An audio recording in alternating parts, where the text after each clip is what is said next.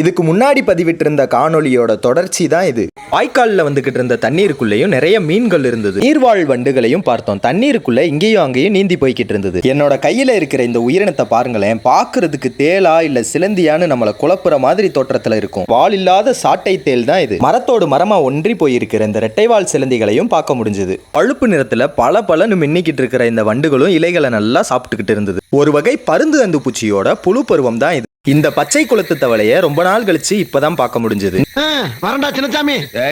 தண்ணீர்ல வளரக்கூடிய இந்த ஆரைக்கீரையும் நிறைய வளர்ந்திருந்தது. இந்த பச்சை வேட்டைக்கார சிலந்தி கொஞ்சம் வெளிர் நிறத்துல இருந்தது.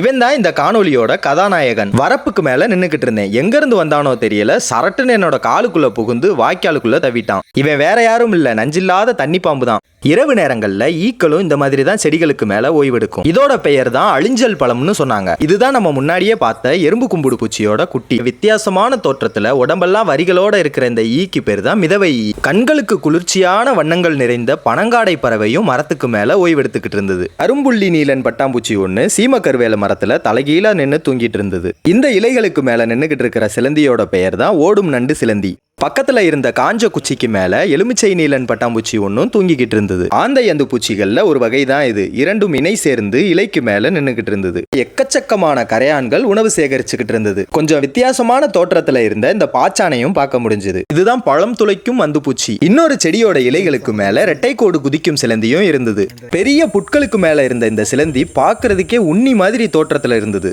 இதுதான் ரெட்டைக்கோடு குதிக்கும் சிலந்திகள் வகையில இருக்கிற பெண் சிலந்தி. இந்த வரிவெள்ளையன் வண்ணத்து பூச்சி ஒண்ணு இலைகளுக்கு மேல உறங்கிட்டு இருந்தது. இந்த வகை தேனீக்கள் குச்சியை தன்னோட வாயால கவ்வி பிடிச்சிட்டு தான் இந்த மாதிரி தூங்கும். நட்டுவாக்காளி ஒண்ணு பொந்துக்குள்ள மறைஞ்சிருந்தது. எவ்வளவு மறைஞ்சிருந்தாலும் தான் நம்ம கண்ணில் பட்டுருமே.